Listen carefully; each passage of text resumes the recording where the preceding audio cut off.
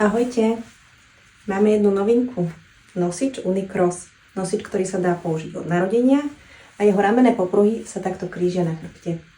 V tomto videu vám ukážem, ako si tento nový nosič nastaviť a zapnúť na novorodenca. Tak poďme na to.